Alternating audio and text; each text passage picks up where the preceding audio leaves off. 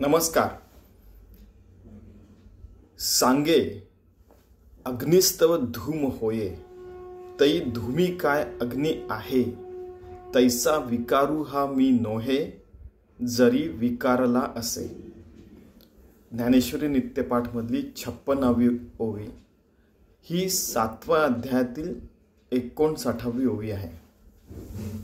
आणि जो 12वा श्लोक जो आहे, ये चैव सात्विका भावा राजसास तामसाश्च ये, मत्त एवेति तान विद्धि न त्वहम तेषु ते मयी, याच्यावर आधारित आहे. म्हणजे काय की सात्विक, राजस आणि तामस जे भाव आहेत त्यांना भाव म्हणतात की त्या भावाने तुम्ही काम करतायत. म्हणजे तुम्ही बघा, श्रीकृष्ण आपल्या व्यक्तिशः कोणाला नावं ठेवत नाही आहेत. ते म्हणतात की तो त्या भावाने काम करत असतो. त्याच्यावरचे जे संस्कार आहेत, जे काय 84 लक्ष योनीमधनं त्यांनी जे काय केले आहे त्यानुसार तो वागत असतो. आणि समजा व्यक्ती घेतली तर, आणि प्रत्येक पदार्थ जे आहेत त्यांच्यामध्ये पण राजस, तामस आणि सात्विक हे असतात, भाव असतात. हे सगळे जे आहेत एकोहम बहुस्याम, एका भगवंतापासून हे सगळे पंचमहाभूत आणि सगळ्या गोष्टी निर्माण झालेल्या आहेत. त्यामुळे हे जे आहेत याच्यामध्ये सगळे तुम्हाला भाव दिसतील, माझ्यापासून उत्पन्न झालेले दिसतील, पण मी त्यांच्यात नाही आहे, मी अलिप्त आहे असं भगवंत म्हणत आहेत. तर हेच त्यांनी यात सांगितलं की सांगे अग्निस्तव धूम होय. ती धूमी काय अग्नी आहे की अग्नीमध्ये धूर दिसतो, पण धूर जो आहे तो अग्नी नाही आहे. तसंच धुरापासून अग्नी अलिप्त आहे आणि अग्नीपासून धूर अलिप्त आहे. तैसा विकारू हा मी नोहे, जरी विकारला असे.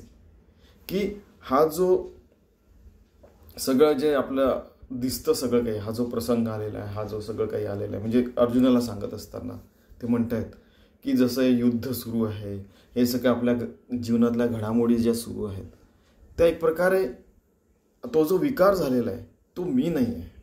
जरी विकारला आहे असं तुम्हाला वाटतं की अरे ही चांगली गोष्ट आहे, वाईट गोष्ट आहे, राक्षस आहे, हे देव आहे वगैरे असं तुम्हाला वाटतं, हे मानव आहेत, ते दानव आहेत वगैरे वगैरे.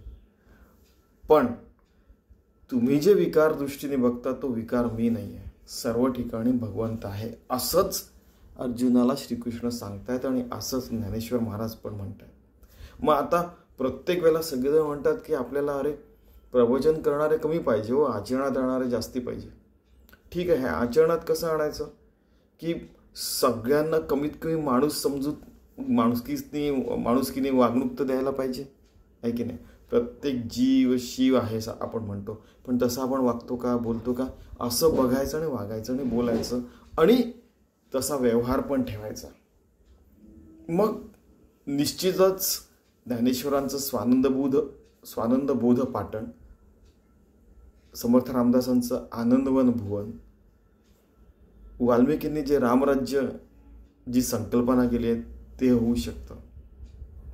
म्हणजे प्रत्येक व्यक्ती आत्मज्ञानी होऊ शकेल आणि या जगात सुख, शांती, समृद्धी नांदेल. प्रत्येक जण आत्मज्ञानी होऊ शकतो. आमचे सद्गुरू स्वामी माधवनाथ म्हणायचे आणि स्टॅम्प पेपरवर लिहून देतो असं म्हणायचं. तर हे सत्य आहे बघा. म्हणजे ज्ञानेश्वर महाराजही तेच म्हणतात आहे, रामदास स्वामीजी पण तेच म्हणत आहेत, त्यानंतर आमचे सद्गुरू, तुमचे सद्गुरू, हे सगळे साधू संत एकच गोष्ट म्हणतात. श्रीकृष्ण पण तेच म्हणतात, रामानी पण तेच सांगितलं, वसिष्ठांनी पण तेच सांगितलं. ठीक आहे. तर याचं सार असं आहे की या जीवनात सगळ्या घडामोडी घडतात, ठीक आहे, आणि आपल्या प्रकृतीने रूप सात्विक, राजसिक आणि तामसिक गोष्टी घडत असतात समजा.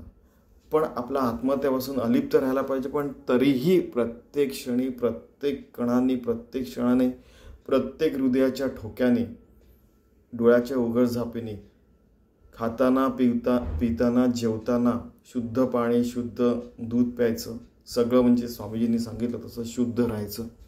आणि शुद्ध आहार विहार करायचं आणि झोपेत सुद्धा भगवंताचं नामस्मरण सुरू राहायला पाहिजे. इतकं शुद्ध पवित्र आपलं जीवन पाहिजे, जेणेकरून आपण सतत भक्त होऊन योगी होऊन भगवंताशी एकरूप राहू शकू. तस्मात योगी भवार्जुन. आणि या गोष्टी घडत आहेत. जास्तीत जास्त आपण हार्मलेस क्रिएचर व्हायचं, की कोणाचंही नुकसान होणार नाही, या जगात सगळ्यांचं भलं होईल असंच आपण नित्य नैमित्तिक काम करायचं. पूर्ण जीवनभर 24 तास 7ही दिवस, सोमवार मंगळवार बुधवार गुरुवार शुक्रवार शनिवार रविवार 7ही दिवस 24 तास.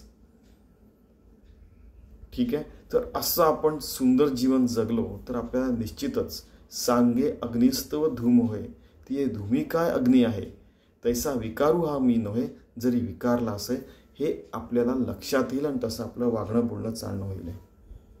ठीक आहे. आणि मग आपण योगी होऊन भक्त होऊन सतत भगवंताशी एकरूप राहून 24 तास 7ही दिवस आणि पूर्ण जन्मभर भगवंताची सेवा करत राहू. धन्यवाद.